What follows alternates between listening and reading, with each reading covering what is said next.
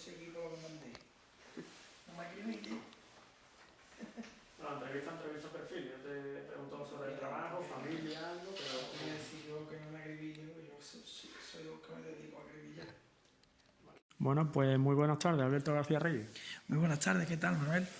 Pues nada, bueno, pues para empezar la entrevista, yo me gustaría hacer como una pequeña ficha, ¿no? Alberto García Reyes, nacido en 1977, Dos Hermanas, Sevilla, y es un periodista licenciado por la Facultad de Ciencias de la Información y, bueno, actual adjunto al director de la ABC de Sevilla. Sí. A mí me gustaría saber cuál es la ocupación que tiene un adjunto al director, cuáles son las principales funciones que tiene a lo largo del día. Complicado de resumir, son muchas. En primer lugar, manejar la máxima información posible lo más temprano posible, participar en la distribución de esa información y asumir la responsabilidad de, sobre todo las informaciones de más complejidad. Voy a intentar explicarlo de otra forma. El adjunto al director no tiene competencias gerenciales, sino meramente periodísticas. Así, tiene que estar metiéndole mano a las noticias de mayor relevancia, gestionando las fuentes, haciendo llamadas telefónicas a quienes manejan la información para que den más o den menos. Digamos un poco que estás en la ola, arriba de la ola de la información de cada día, gestionándola como mejor le interesa al periódico, y está ajeno a toda cuestión organizativa del periódico. Organizativa me refiero en todos los sentidos, en los turnos de libranza de la gente, en la planificación del casado, son las publicidades, las páginas, en las decisiones sobre la portada, eso todo compete al director, ¿no? Y al subdirector. Claro, y a mí me gustaría saber también su familia, tu mujer, Rocío, tu hijo también. ¿Qué papel tiene tu núcleo familiar en cuanto a apoyo en esta profesión que requiere tanto desgaste, tanto...? Mira, esta es una profesión que si tú no cuentas con el apoyo de tu familia no vas a ningún sitio. Hay de hecho, muchos periodistas solitarios. Yo creo que no son mejores periodistas por ser solitarios, desde luego. Yo creo que son muchos mejores periodistas los que han tenido la suerte de tener una familia que los entienda, porque el periodista necesita muchos momentos de ayuda, sobre todo psicológica, de apoyo, alguien que te dé un poquito de cariño, porque la presión a la que estás sometido durante demasiadas horas al día es alta. Yo no me refiero a la presión del estrés de tener que llegar a tiempo a cerrar para que te dé tiempo a meter la noticia, no, me refiero a una presión mucho más dura de sobrellevar, que es la de las repercusiones que tienen las informaciones que publicas. Cuando tú pones un nombre sobre la mesa, esa persona tiene derecho a dar su versión, a enfadarse y a querellarse contra ti. Y eso pasa. Entonces tú tienes que tener ahí primero un estado emocional fuerte, sólido, y después personas cercanas que cuando tú tengas un bajón estén contigo y entiendan ese trabajo. En lugar de atemorizarse, te apoyen, ¿no? Ahí yo sé casos de personas cercanas a periodistas que no apoyan que haga informaciones que son conflictivas y que ponen en riesgo tu tranquilidad personal y algunas veces incluso tu seguridad. Yo he tenido la suerte más grande del mundo. Yo tengo una mujer que entiende eso perfectamente y me ayuda, además. Y mis hijos no se sienten afectados tampoco por eso, al contrario, ellos empiezan ya incluso a disfrutarlo y me hacen muchas preguntas. Y cuando ven los telediarios y todo, y esto funciona así, papá, y esta noticia, ¿cómo sería? Y tienen esa inquietud ya, aunque ninguno quiere ser periodista, por supuesto. Bueno, y ya volviendo a tu trabajo, Los artículos que tú escribes, los temas que cubres más que nada son flamenco, Semana Santa, Sevilla, tauromaquia, política y bueno, el Real Betis al final de la Palmera. ¿Se puede decir que es usted un sevillano de los pies a la cabeza? Bueno, mira, una de las cosas fundamentales que tiene que tener un periodista y sobre todo en un periódico local es empatía con la ciudad, la tiene que conocer. Tú no le puedes contar a la gente sus cosas si tú no las conoces bien. De hecho, el oficio del periodista no es más que pertenecer al medio del que habla y traducirlo para que lo conozcan personas que a lo mejor no tienen acceso a determinado nivel de información, a determinado nivel de conocimiento. El periodista es un decodificador que recibe la información, la traduce al común de los mortales, ya está. La elabora para que se entere todo el mundo de qué va esto. La única manera de recibir esa información bien es participando de la actividad natural del medio en el que te mueves. Y en ese sentido yo siempre digo que lo peor que hay, el peor oficio, el peor departamento en el que un periodista puede trabajar no es la corresponsalía de guerra, no es el más peligroso. El más peligroso es la corresponsalía de tu pueblo. Eso es lo peor que hay. Porque tienes que hablar de gente con la que te va a encontrar el día siguiente. Y porque el corresponsal de guerra va en un convoy organizado, habla de unos señores con los que no va a verse nunca, cuenta las bombas para dónde se la están tirando. Bueno, estoy siendo muy simplista, ¿no?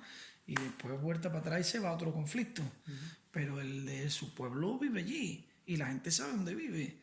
Y bueno, pues al final tú hablas de flamenco, de toro, del Betis, si un día dice que el jugador tal del Betis no ha estado bien, se te vienen 25 que son defensores a ultranza de ese y te cogen en el bar donde tú estás tomando una cerveza con tu mujer y te quieren machacar y te dicen de todo. O sea que en ese sentido soy un sevillano, claro.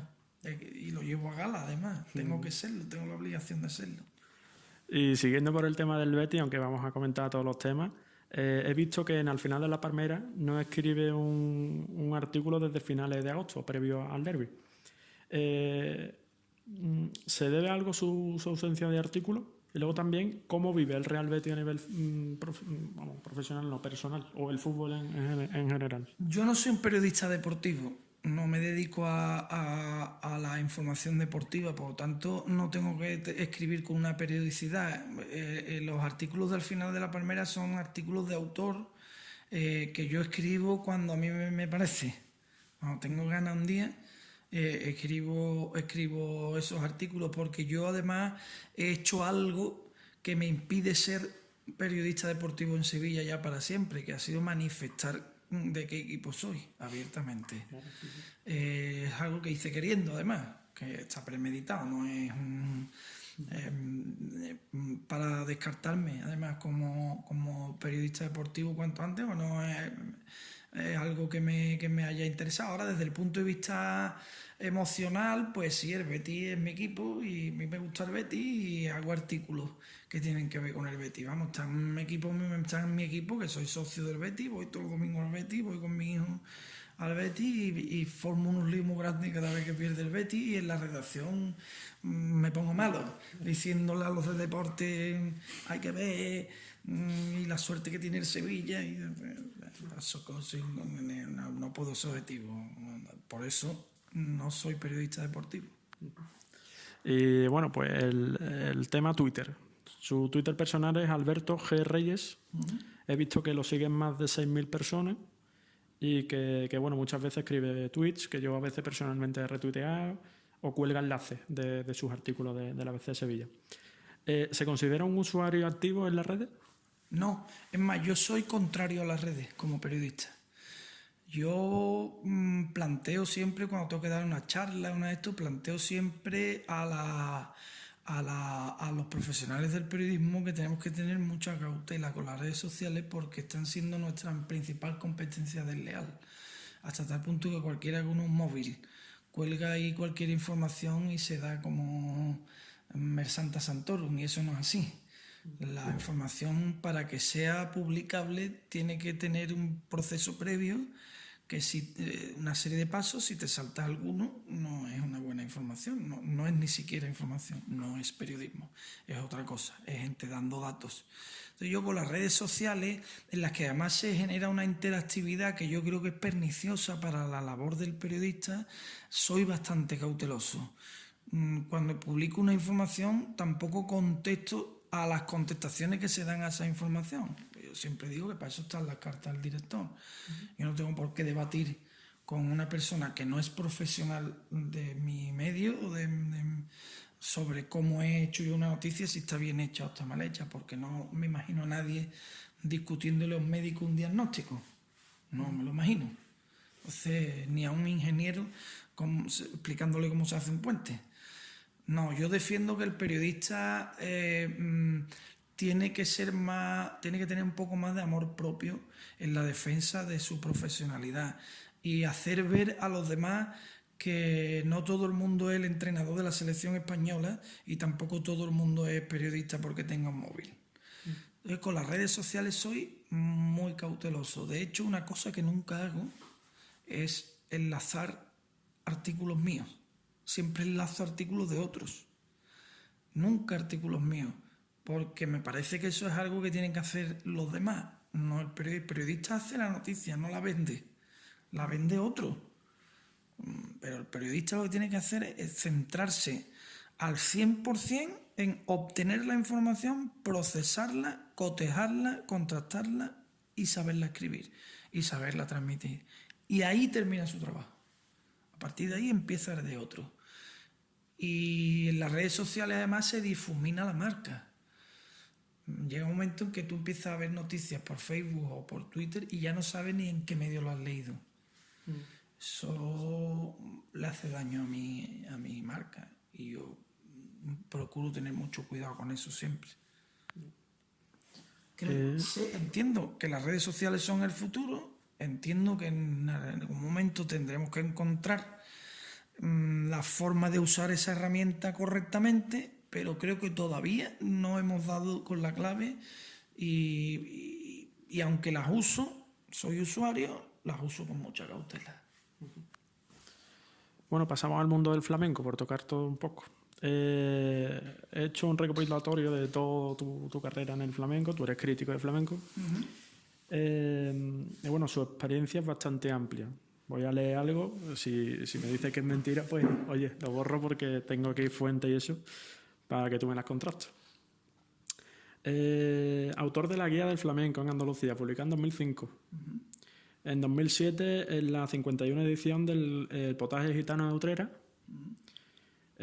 con Paco Robles en el programa Flamenco en la Tarde, además de haber sido el responsable de prensa nacional e internacional de la compañía de danza de Yerbabuena, hasta el año 2005 en Dos Hermanas, y según leo, que la verdad es que es un dato mediante la cual usted ha dado conferencias de flamenco en ciudades españolas como, además de Andalucía, Cáceres, Valladolid, Madrid, y en capitales mundiales como Tokio, Nueva York, Londres o París.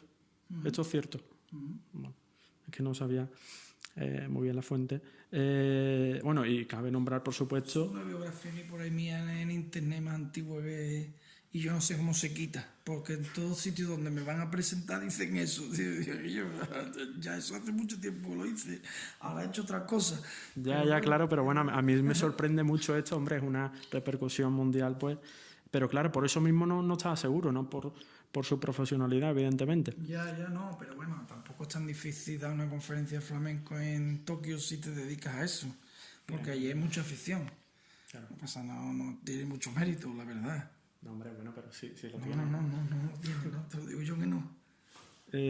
Bueno, además de perdón, se me olvidaba, el programa Flamenco en Sevilla Televisión desde 2001. Y aparte, yo me quedo con una declaración suya que tuvo lugar en una entrevista en Utrera en 2015, que usted dice: hay que reventar por algún sitio para ser feliz, refiriéndose al flamenco.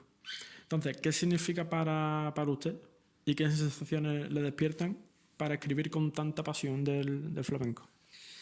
El flamenco es una afición personal que yo tengo desde que nací, por mi familia, por muchas cosas muy largas de contar, pero es una afición personal y además ha sido mi llave como periodista. Y te voy a contar una historia que yo creo que es bonita. Yo entré en ABC gracias al flamenco, como periodista, porque me hizo la entrevista de ingreso, presentó la solicitud mi suegra, ¿no?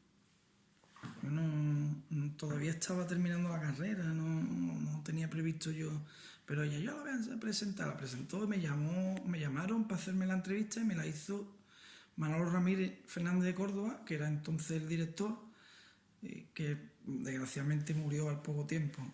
Y en la entrevista haciéndome preguntas, tal y cual, bueno, pues terminó la entrevista y me dijo, bueno, pues ya te llamaré yo para ver si ingresas o no ingresas dentro de aquí a 10 días te llamaré.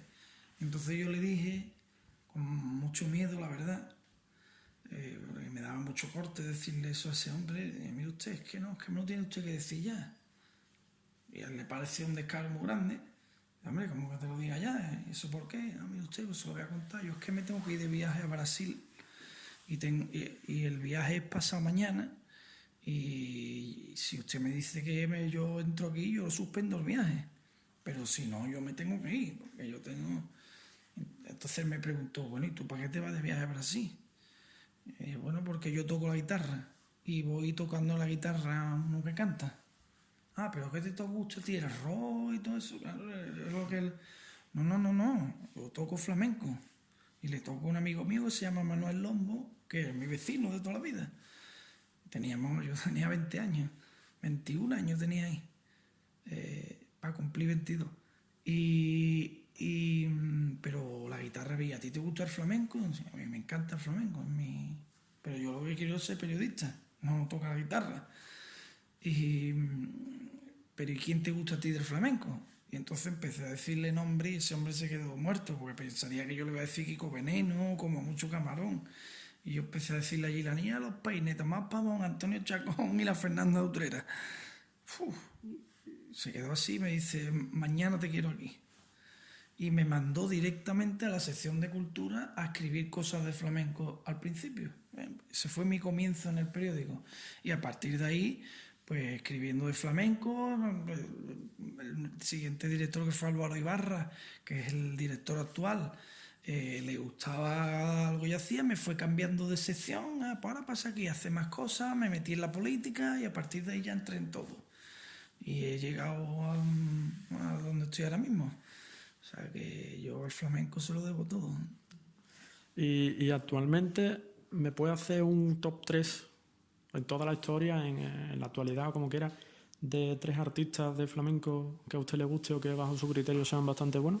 Es difícil, pero yo te diría, pues por ejemplo, Tomás Pavón, te voy a decir uno de cada época, ¿no? Para no...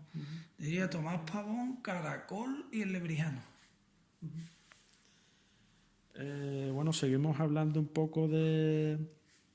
Perdón, ahora de Semana Santa, para cambiar también. Hablamos aparte de 2 hermanas que tanto usted nació, a Utrera. Allí fue en 2015 donde Juan Gutiérrez le pasó los folios en el acto del pregón de Semana Santa a Utrera, en el Colegio Salesiano de Utrera, que lo presentaba Manuel Orellana, que es el hermano mayor de la Hermandad de los Estudiantes de Utrera. ¿Qué vínculo llevan su pasión por la Semana Santa hacia los utreranos? Yo a Utrera llegué también por el flamenco, por la Fernanda de Utrera. Es una de mis grandísimas pasiones. La Fernanda, la Bernarda, Gaspar de Utrera. Yo morí allí. Como yo vivía en Dos Hermanas, pues, cogí el tren y de Dos Hermanas a Utrera tardaba 10 minutos. Y bueno, yo tenía la tarjeta del tren esta de mensual, de saltarme, me podía subir todas las veces que quisiera para venir a la facultad. Y entonces cogí el tren más veces para Utrera que para Sevilla, porque me iba allí a lo que yo pudiera allí pescar. Entonces, como siempre he sido muy cofrade, yo soy de la Macarena, y pues tenía también allí con la Hermandad de los Gitanos de Utrera, que es la organizadora del potaje gitano, del potaje flamenco, pues tenía mucha relación, tal y cual. El hermano mayor primero que yo conocí de los gitanos de Utrera se llamaba Manolo Peña Narváez, fue el que me presentó a Fernanda, total. Y allí estábamos, en fin, yo tenía esa relación y con el tiempo pasó a ser presidente del Consejo de Cofradías de Utrera el hijo de Manolo Peña Narváez, que es Manolo Peña también. Y me llamó para decirme que quería que yo hiciera el pregón de Utrera. Yo me asusté, yo voy a hacer el pregón de Utrera, yo he hecho nunca un pregón. Y entonces él me dijo, bueno, pues lo tiene que hacer por mi padre.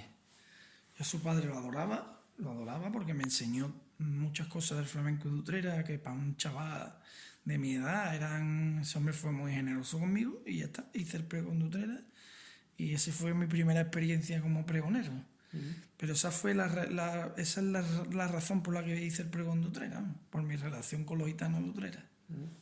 Bueno, y ahora vamos al otro pregón, que el pregón de Semana Santa de Sevilla del 2 de abril de 2017 en el Teatro de la Maestranza. ¿Cómo fueron esos primeros días, esas primeras sensaciones tras la llamada desde el Consejo General de Hermandad y Cofradía de Sevilla? Hombre, pues imagínate, ¿no? Yo que he sido un cofrade de toda la vida, soy más capillita que un... pero veía los pregones de mi casa por la tele y decía, vaya, que Antonio Murciano, Joaquín Carlos Romero, vaya pregonero. Y me quedaba a verlo y, bueno, pues me han gustado siempre los pregones. Imagínate cuando me dice a mí el presidente del consejo, que en aquel momento era Joaquín Sáenz de la Maza, que quería que fuera yo el pregonero, porque todo esto había venido de un pregón que yo di en la Macarena sobre las esperanzas, que fue el segundo, di el de Utrera, y a raíz del de Utrera me pidió el hermano mayor de la Macarena que hiciera el de la Macarena. Venga, lo tienes que hacer, lo hice, y pues a la gente que ve allí, por lo que se ve, le gustó, y ya el presidente del consejo estuvo detrás mí hasta que finalmente, oye, que te vamos a nombrar pregonero de la Semana Santa. Y yo lo que sentí fue más miedo que 7 viejas, la verdad. Miedo, o sea, rotundamente miedo. Porque es una responsabilidad grandísima. Que yo creo que en Sevilla, si eres sevillano y te gusta la Semana Santa, ese es el mayor regalo que te pueden hacer. Pero también es el sitio más peligroso en el que te puedes poner. Las dos cosas. Y claro, pues tenía mucho miedo.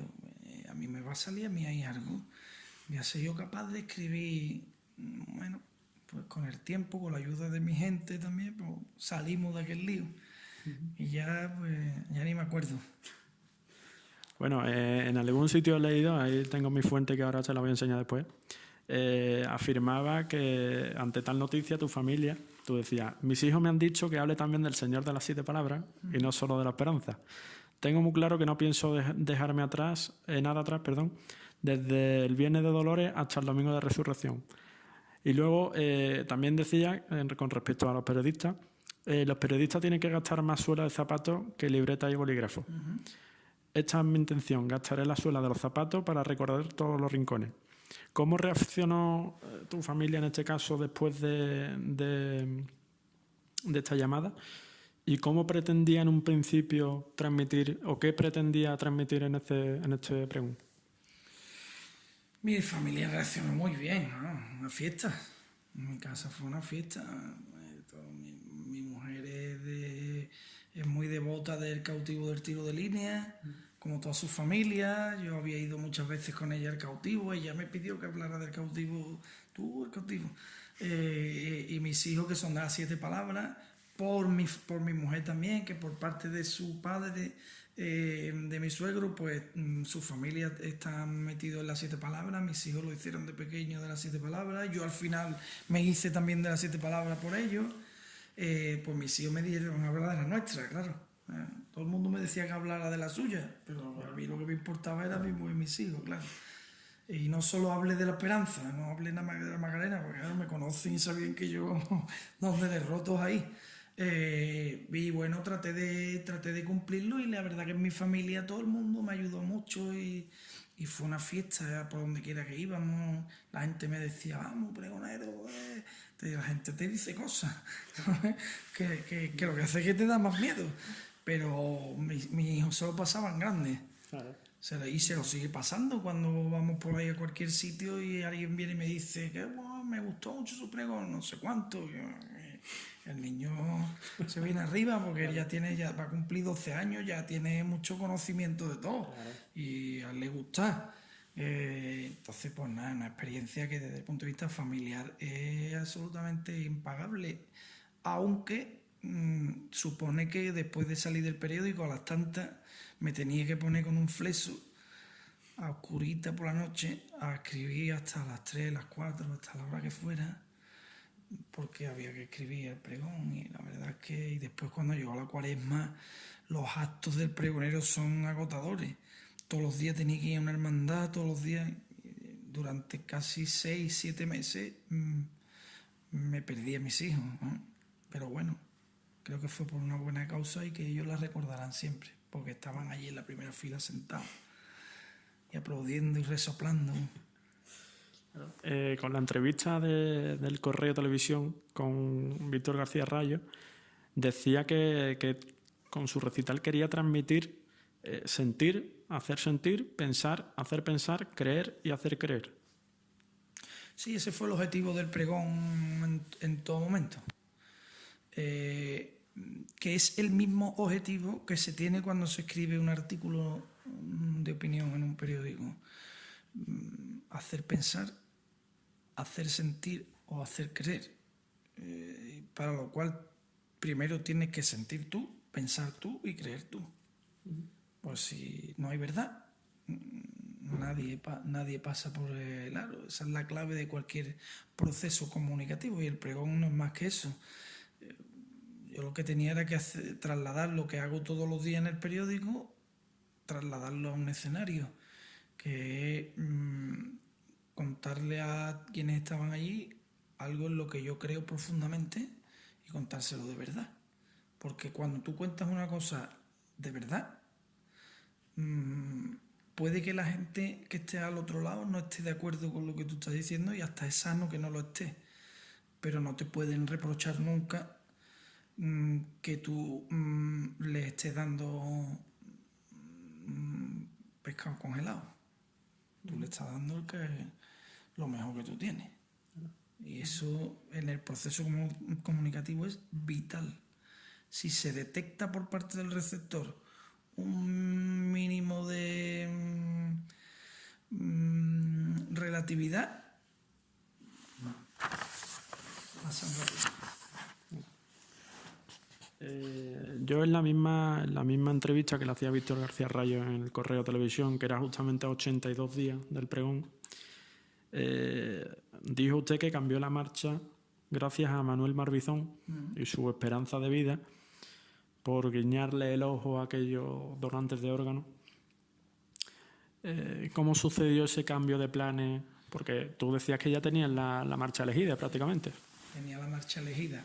No la conté en su momento porque todo el mundo que me preguntaba ¿y cuál era la marcha? ¿Y cuál era la marcha? Y no te la digo porque si no la dejo en mal lugar. Pero ahora ya no me importa contarlo porque la marcha estuvo en el pregón, que fue Soledad Dame la Mano, la tocó el guitarrista. Y dije, no voy a renunciar a ninguna, pero la gente no la va a saber. Renuncié a la marcha, que es mi marcha, Soledad Dame la Mano, porque vincula la Semana Santa con el flamenco, porque me llamó una noche el doctor Pérez Bernal, que había sido director del Centro de Trasplante de Órganos de Andalucía durante muchos años, y al que yo no conocía. Me llamó, mira, soy el doctor José Pérez Bernal, quiero contarte un proyecto, no sé si tienes tiempo para hablar, si podemos quedar. Sí, podemos quedar cuando quiera, pues nos vemos mañana, tal y cual. Y en el que nos vemos, que no nos vemos, me empezó a contar la historia por teléfono. Porque está una cosa que tengo ahí de los donantes, lo que se quiera, de verdad, es un asunto que a mí yo me siento muy comprometido con ese asunto. Nosotros queríamos proponerte que pidieras en el Consejo de Cofradía que se tocaran 3 marchas, Amargura, la tuya, y una sobre los donantes, como un gesto, tal y cual. Y entonces yo le dije, mira, Pepe, la está componiendo Manolo Marbizón. Yo conozco a Manolo Marbizón mucho, sé cómo compone. Y bueno, si la está componiendo Manolo Marbizón, tiene que ser una marcha buena, seguro. Y el hecho de que sea para los donantes, que además se llame Esperanza, mira, Pepe, ¿yo qué quiere que te diga? Yo no sé si eso me lo van a aceptar, pero si no lo aceptan, cuenta con que yo quito la mía y pongo esa, ¿no? Si esto sirve para que haya un gesto de concienciación en favor de los donantes de órganos. Y así fue. Al final ni siquiera le planteamos al consejo que pusiera 3 marchas, porque a mí se me había ocurrido ya lo de la guitarra, y entonces dije, bueno, esperanza de vida y la guitarra hace sola, dame la mano. Y ya está. Y por eso fue, porque además el tema de la donación de órganos, que en las hermandades está ya bastante normalizado, y todas las hermandades funden un cirio, la Candelería de la Virgen, por los donantes de órganos, y en el que la Iglesia está muy implicada también, es un tema que es muy importante, y al final uno, cuando es elegido para una cosa de esta, tiene que entender que es un mero instrumento, no es ningún protagonista de nada. Eso también tiene mucho que ver con la vocación periodística. El periodista no es nadie, y es más, lo ideal es que nadie sepa quién es el periodista. Por eso también estoy en contra de las redes sociales. Y hay que taparse un poquito. Y que lo importante es la noticia, el hecho, no tú. La noticia nunca eres tú. Yo me lo tomé así también un poco el pregón. Oye, yo soy un instrumento aquí, al servicio de una causa. La causa de la donación de órganos. Y al final ellos me daban la gracia a mí, y yo les decía, no, si soy yo el que os doy la gracia a vosotros, si es que lo que hacéis aquí bien sois vosotros, yo solo soy el instrumento. Y así fue. Es un tema que es muy, muy relevante, la donación de órganos. Ojalá todo el mundo se hiciera por lo menos el carné. Bueno, comentaba además en la entrevista que tener la llave del pregón te abre muchas puertas. Se habló también en el programa que le cambió la vida gracias a los privilegios que supone ser pregonero, como comentaba antes, como por ejemplo estar a solas en capillas de hermandades de Sevilla, que bueno, pues que le permiten estar muy cerca del Señor y de la Virgen. Y bueno, como eres tú, como sevillano, cristiano y cofrade, ¿qué valores le transmitieron aquellos ojos de las imágenes para, como usted afirma, cambiarle la vida? Mucho. Mira, hay momentos que no se pueden olvidar. Yo, que había cogido ya la Macarena por la cintura, la había cogido una vez antes que eso, para su traslado desde el camarín al besamanos del Día de la Esperanza. Yo tenía previsto la primera vez que yo le iba a rezar lo más grande, y cuando me vi allí al lado de ella, yo no recé nada, me quedé muerto, o sea, en blanco total. Se lo bebió todo lo que yo llevara preparado, me lo absorbió. Entonces la segunda vez, en este caso, y te cuento esa anécdota porque creo que es bastante significativa, la segunda vez yo dije, esta vez ya, como yo ya sé esto cómo va, esta vez voy a poder. Y yo esta vez le voy a pedir yo lo que yo tengo preparado y en mi cabeza. Por la segunda aguantada, otra vez no pude. Entonces ya tuve la convicción, y la cuento así, se la he contado a mis amigos, a mi gente, y digo yo, que no, Samantha, tú no eres nadie ahí. Eres un pedazo de mindundi grandísimo, nada, un trozo allí en despojo. Allí ella está por encima, hace lo que quiere contigo. Y eso no lo cuento yo porque yo tenga una fe muy grande, porque lo cuento porque lo he vivido. O por lo menos, yo qué sé, también uno está sugestionado por lo que crees, por lo que representa para ti. Yo lo he vivido así, y eso es una experiencia que te hace pensar mucho de que no somos nadie. Después bajé el gran poder y me lo eché aquí encima, bajándolo. 3/4 de lo mismo. Yo quería mirarlo y no podía. quería quedarme con... Y realmente casi no me quedé con nada, no me dio tiempo y me quedé con todo al mismo tiempo. Me pasó con el cautivo del tiro lineal, que también le tengo mucha devoción. El cachorro, lo bajé del paso. Después de haber salido el viernes, bajé al cachorro del paso así, con la cabeza del cachorro aquí. Yo le vi el hipío aquí al cachorro, ¿no? Oye, yo siempre digo, yo creo que el que no crea nada, y es muy respetable, yo lo respeto mucho, si se echara eso aquí, por lo menos un hipío daría. Y diría, joder, ¿esto qué es, tío? Todo eso tuve yo la suerte de vivirlo gracias a que fui pregonero de la Semana Santa, porque ni como periodista se puede vivir eso. Y te he contado 3, pero hay 1000 situaciones con un hermano que te llega y te dice y te da delante de su Virgen, que te meten en el camarín de la Virgen y se van y te dejan solo con el Señor allí, tú mirando para todos lados. ¿Esto qué es? Esto puede ser... Claro, ahora yo veo estuve con la Esperanza de Triana solo en su habitación, solo, allí con las enaguas, yo estuve allí, y 20 minutos, cara a cara, anulado por completo, allí.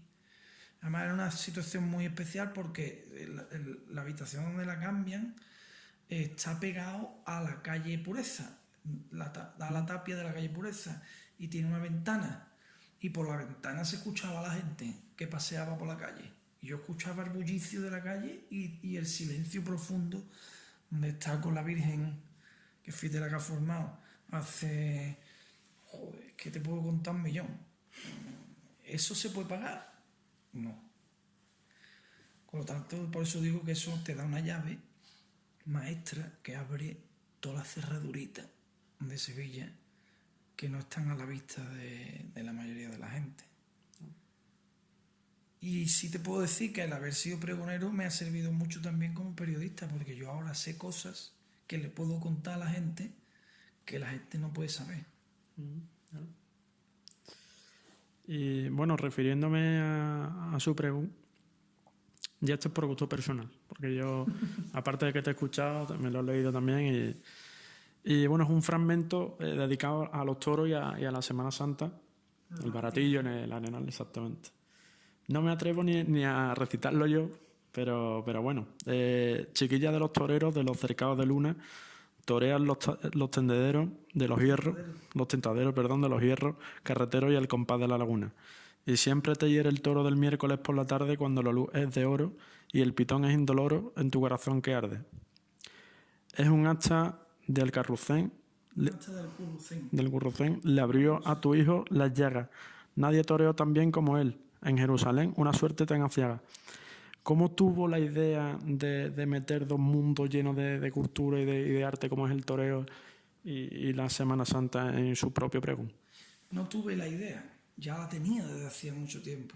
Siempre había visto eso, pero pasa que como yo no daba pregones, pues yo solo he dicho en ningún sitio. Pero yo siempre que he visto el baratillo, a la gente que venía conmigo, a mis amigos, la Piedad del Baratillo, que le tengo gran devoción, una virgen que lleva al Señor, yo siempre decía, hay que ver, eso lo decía, mis amigos que me conocen lo saben, que han venido conmigo, que hay que ver que la Virgen lleva al Señor muerto, ¿sí?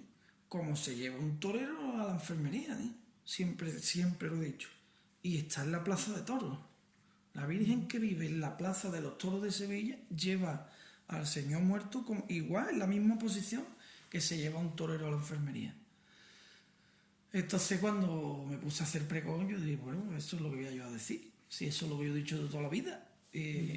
Lo que me sorprendió es que a la gente le sorprendiera, porque para mí era una cosa que yo creía que eso ya lo había dicho todo el mundo. Y por lo que se ve no lo había dicho nadie. Entonces lo que pensé fue como la divisa de la hermandad del baratillo es la piedad, la que le da el sello a esa hermandad, a la Virgen que lleva, pues pensé, dije, bueno, pues vamos a hablar de las divisas que hacen que el torero vaya a la enfermería, ¿no? De los toros. ¿Y quién tiene aquí más bravura? La mayor bravura la tiene la que tiene que llevarlo a la enfermería a que se muera.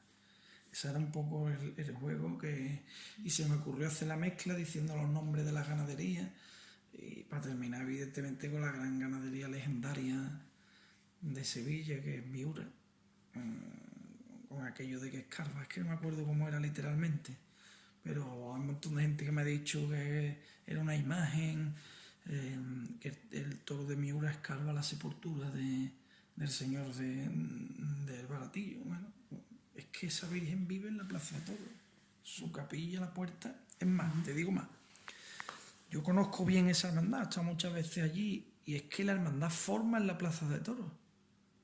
Ahí se produce uno de los grandes milagros preciosos de Sevilla.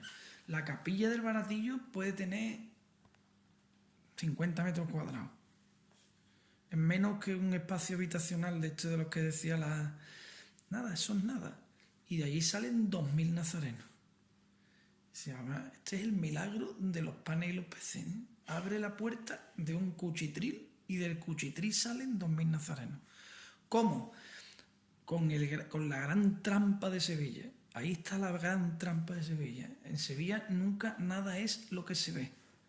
Siempre es algo más. Tú abres la puerta y ves el retablo donde suele estar normalmente la Virgen de la Piedad, la Caridad está aquí y es pequeño. Ahí están los pasos puestos que van a salir. Pero en un lateral del retablo hay una puertecita que da justo a la Plaza de Toros.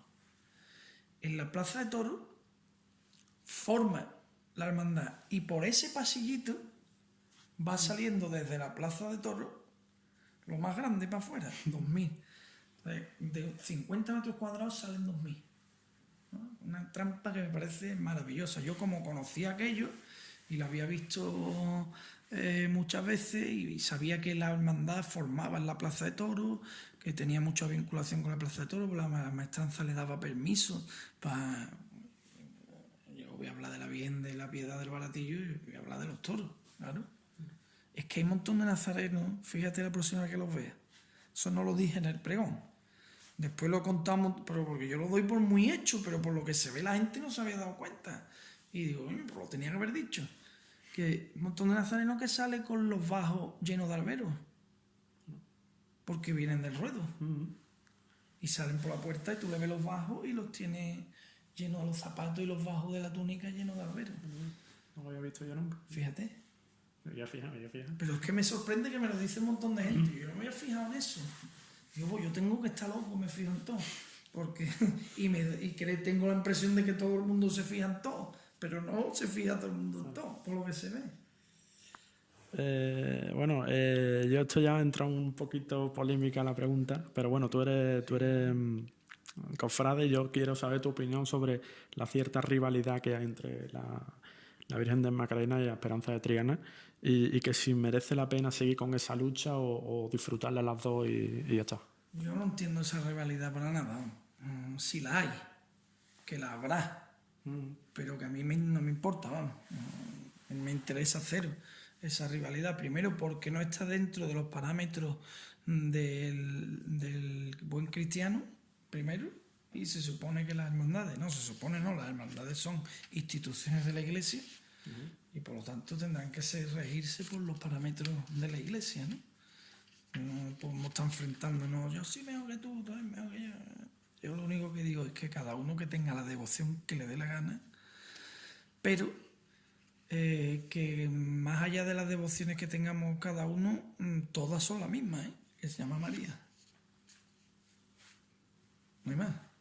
O sea, a ti te gusta más la Esperanza de Triana, a ti la Virgen del Patrocinio del Cachorro, y a ti la Virgen del Valle, y a mí la Macarena, por decirte unas cuantas, las que sean. Muy bien. Pero todas son las mismas, Es la Madre de Dios. Ya está. Entonces, pues, muy bien. Pues tú sales de Nazareno la tuya, yo salgo la mía. Yo personalmente soy de la Esperanza de la Macarena. Y mi relación con ella, pues la sabemos ella y yo. Y ya está. No se la tengo. Yo tengo que defender a la Macarena en ningún sitio. Porque a mí nadie me la va a poner por debajo de nadie. Porque para mí es la más grande. Ya está. Pero no quiere decir que las demás sean peores. Claro. Ya está. en el final de tu pregón 2017, tú recitas: y ante Dios, cuando Dios quiera, mis 2 palabras postreras serán Sevilla y amén. Que recae en ese público que estuvo aplaudiendo durante bastante tiempo. ¿Cómo fue la sensación esa de haber acabado el pregón y de tener el Teatro de la Maestranza en pie aplaudiendo? No te lo puedo ni imaginar, yo qué sé. Además, eso es algo que le debo a mi mujer. Porque yo no terminaba así el pregón. Tampoco lo he contado esto. El pregón terminaba de otra manera. Terminaba cuando termino hablando de la Macarena. Y esa parte iba en otro sitio. Que yo quería hacerle un homenaje a Sevilla. Y fue ella la que me dijo: a mí me gusta más para terminar esa parte. Y, oye, pues tienes razón, esto puede estar después de haber hablo de Sevilla. Vale, tienes razón, y lo cambié. Y cuando yo vi que yo decía el Sevilla y amén ese, y aquello estaba, toda la gente allí, yo no me lo creía, porque yo estuve muy concentrado todo el tiempo en lo mío y no estaba demasiado, me daba igual lo que estuvieran haciendo la gente ahí, ¿no? Hombre, perciben muchas cosas. Por ejemplo, una cosa que percibí que me dificultaba seguir adelante con el pregón. A veces la gente pasándose pañuelos. Eso yo lo vi. Yo veía como y le pedía un pañuelo a aquel, otro, todo el mundo así, no sé cuánto. Y yo decía: madre mía de mi alma, qué fatiga. Pero agachaba la cabeza y seguía. Y cuando la levantaba para mirar a ningún sitio. Pasa que, bueno, te vienen ráfagas. Cuando ya termina, pues ya haces así, te liberas y ya miras. Y cuando ahí miras y ves aquello allí, madre mía, ¿esto qué es? Yo no me lo podía creer. Es que Sevilla, que es una ciudad tan difícil, tan quisquillosa, tan que te viene a ver por dónde. Yo veo aquello allí, pues no sé cómo lo voy a agradecer, pero para mí, yo te lo digo de verdad, para mí es una de las experiencias más bonitas que te pueden pasar en la vida, como sevillano, como periodista. Además, yo me jugaba mucho, porque siempre digo también una cosa: en el pregón no es lo mismo que se ponga en el atril un profesional de cualquier sector, yo que sé, un médico, un abogado, que un profesional de la comunicación. Porque si un periodista pega un petardo, ¿cómo llega el lunes otra vez el periódico y se pone a escribir para la gente, para la misma gente con la que ha pegado el petardo? Un periodista se juega tela, ¿eh? Ahí. Y yo pasé más miedo. Y cuando ves ahí eso, dices tú: ¿puedo ir el lunes otra vez? Eso fue de pasar la relajación, que te dice: puedo seguir, tío, el lunes puedo volver allí. Tío, madre mía de mi alma, ¿cómo me he metido yo en este lío? Pero después, cuando sale bien, es muy gratificante. Y salí por la calle y la gente, tío, en esta ciudad mortal, todo el mundo más arra. Me encontré con un tío que me recitaba trozos del pregón que yo no me sabía. Y esta anécdota sí que es buena. Y el tío, me despidió. Y cuando llega una parte, yo ahí así, bien. Y ese tío se atascó y me dice: ¿cómo era? Y le digo al tío: yo qué sé, yo no lo sé. Y me dice el tío: ¿cómo te la vas a saber tú? Si tú eres yo, pero enfadado. Que me quería el tío pegar, vamos. Mire usted, yo lo he escrito, pero yo no me sé eso de memoria. ¿Qué quiere que le diga? ¿Cómo te vas a saber tú esto de memoria, cierto? Te quedas muerto, ¿no? Como este tío se ha entretenido en aprenderse esto de memoria, ¿eh? Cosa que no he hecho ni yo. Esa es una de las grandes cosas también de la comunicación y del periodismo, ¿eh? Que tú escribes sin conciencia de lo que generas. A eso voy justamente ahora, a cerrar ya la entrevista, y quería saber también, bueno, pues su opinión sobre el oficio y el periodismo que hoy en día tenemos. Y quería preguntarle: ¿está decayendo el periodismo y va a más? ¿O cree usted que tiene un gran futuro? Siempre tendrá gran futuro el periodismo, porque siempre hay gente necesitada de saber cosas que otros quieren que no se sepa. Y como la función del periodismo es contar todo aquello que algunos quieren que no se sepa, eso siempre va a tener futuro. Lo que sí es verdad es que es una profesión cambiante por antonomasia y en los últimos tiempos extremadamente cambiante. Y lo que antes se hacía escribiéndolo en un papel, pasado mañana no sabemos dónde lo vamos a poner, ni cómo lo va a leer la gente, ni a dónde le tendrá que dar para leerlo.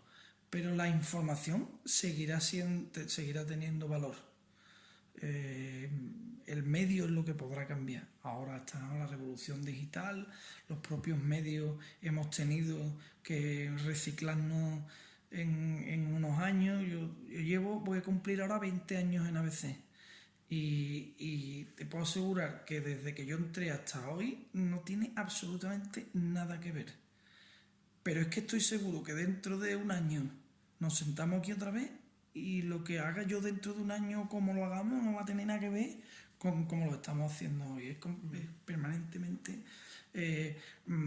ahora, por ejemplo, en los periódicos escritos hay que trabajar con inmediatez, cosa que antes solo era en radio y en televisión. Ahora es también en los medios escritos. Luego los códigos cambian. Ya no tienes tanto tiempo para contrastar una información como antes. Es más fácil pegarte un resbalón. Tienes que valorar si te compensa ser el primero o llegar tercero pero sin el resbalón. Y todo eso ya es tarde. Tienes la información aquí y la vas a procesar y cuando decides qué vas a hacer ya es tarde. Ya viene otro que te ha adelantado por la derecha. Entonces todo tiene que ser rápido, veloz. Las palabras las tienes que tener en la cabeza ahí. No las tienes que ir a buscar a un cajón. La construcción de la información la tienes que tener el titular. Yo siempre lo digo eso mucho. Cuando llegan los chavales jóvenes, ¿no? El titular lo tienes que traer desde tu casa. No puedes ponerte ahora aquí a ver qué va a titular. Titular, cuando tú estás en un hecho y lo estás viendo allí mismo ya sabes el titular. Tu sexto sentido periodístico te tiene que decir, este es el titular, porque ya no tenemos tiempo de decidir. Ahora decide tu experiencia, no tu tiempo. Ahora decide lo que tú traes detrás. Y ya. Eso está cambiando mucho y eso está haciendo que el periodismo esté en terreno movedizo. En algunos casos yo defiendo mucho el rigor, pero estamos en terrenos movedizos porque van muy rápido y sobre todo después se está produciendo un proceso de ideologización. Las líneas editoriales son de toda la vida y además son necesarias porque son además un cristal por el que ofrecer información al lector, que ya la sabe de antemano cuál es el cristal. Eso es una cosa, y otra cosa es defender lo indefendible solo porque coincide con tus colores. Eso no. Eso un periodista no puede hacer en la vida. El periodista no es de ningún color, ni de ningún partido. Es de alguna idea, pero no de... No sé si me estoy explicando. Sí, no, sí, perfectamente. Puede tener una idea, pero no es de nadie. El periodista es independiente. Y si tú eres un periódico que eres afín a, pongamos, al PSOE, voy a hablarte claro, y han cogido al presidente del gobierno del PSOE robando, tú no puedes eso tapar. Si lo tapas, estás contraviniendo las normas elementales de la profesión. Y eres un propagandista, no un periodista. Y ahora mismo hay muchos propagandistas. A sueldo, además. Eso a mí me preocupa. Porque el periodista tiene que sentarse a escribir. Mira, yo siempre digo una cosa, la digo ahí muchas veces. Señores, esto es la silla eléctrica. Cuando nos sentamos a escribir, esto es la silla eléctrica. Cuando te sientas aquí, esta silla es la silla del olvido, tío. Aquí no se conoce a nadie, tío. Ni a tu padre.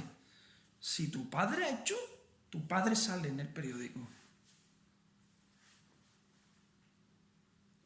Lo traslado a otra profesión vocacional, la medicina. Si te entra por la puerta con 3 heridas aquí de balas, un atracador que se ha cargado a 6, lo curas. Porque se habrá cargado a 6 y lo tendrá que poner en donde le corresponda la justicia. Tu labor, tu función es curarlo. No puedes hacer así, un malaje que se muera, mierda este. No. Hay que curarlo. O asumes esa responsabilidad o te dedicas a otra cosa. Y eso sí que lo reivindico yo. El gran problema del periodismo no está en la velocidad, ni en el cambio de modelo, ni en que si ahora es internet. No. El gran problema del periodismo está en el compromiso vocacional del periodista. Si la noticia la puedes poner en un momento dado en una cometa de un avión pasando por Matalascañas. El medio da igual.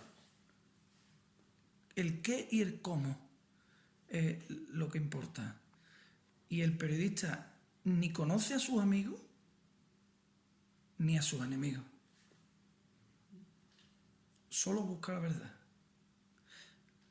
Con una cosa muy clara, no la va a encontrar, ¿eh? Esa es otra cosa que no se dice tampoco. No la va a encontrar. Va a aproximarse lo más que pueda a la verdad. El que va por la vida enarbolando que la verdad es lo que yo digo y porque yo, ese es tiene la vanidad por las nubes. La verdad nunca te la va a encontrar del todo. Lo que tú sí tienes que hacer es poner todos tus medios, todos los medios que tú tienes a tu alcance y todo tu compromiso ético y moral en la búsqueda de esa verdad. Lo que hace el periodista no es encontrar la verdad, sino buscarla. Y cuando tiene el límite para publicar, publica. En este caso, un periódico tiene que salir para mañana. Bueno, pues he conseguido esta información, esta es la que saco. Eso no es la verdad, eso es toda la verdad a la que tú has tenido acceso, que no es lo mismo que la verdad. Ya está. Y si esa verdad a la que tú has tenido acceso perjudica a tu padre, se publica. Si beneficia a tu peor enemigo, se publica. Y pese a que usted está dando consejos del periodismo como periodista y experimentado, ¿qué consejos más le puede dar a un estudiante de periodismo hoy en día? Pues yo no soy nadie para dar consejos, yo la verdad que no tengo nada, Dios me libre. Yo lo único que digo es que al que esté estudiando periodismo hoy en día, lo único que le advierto es que esta es una profesión a la que no se viene a hacer amigos, más bien todo lo contrario. Los amigos hay que traerlos ya de tu casa y puede que por culpa de esta profesión pierda alguno. Si está dispuesto a eso porque su vocación es superior a eso, adelante. Si no lo tiene claro, que ni siquiera siga, porque no le va a merecer la pena. Esto es duro, ¿eh? A mí me gusta hablar muy claro en esto, porque la serie de televisión del periodismo es todo un idilio. Ay, qué bueno, ha descubierto el gran caso de no sé cuánto. Sí, pero tú sabes que el gran caso es fulano y mengano el que estaba. Y fulano y mengano, tú sabes quién es, el primo de un cuñado tuyo. Venga, ponlo. Y empieza tú allí y no podemos dejarlo en las iniciales nada más, no. Mañana me va a llamar, me va a decir que soy un perro, que nos tomamos 6 cervezas el otro día y eres miserable porque hay que ver lo que tú le has hecho. Pero el mensajero no es el que tiene la culpa, ¿eh? El periodista solo cuenta lo que ha ocurrido. El culpable es el que ha hecho lo que haya ocurrido, ¿no? Pero se pasa mal, ¿eh? Yo lo advierto siempre, en esto se pasa mal, porque son muchas horas,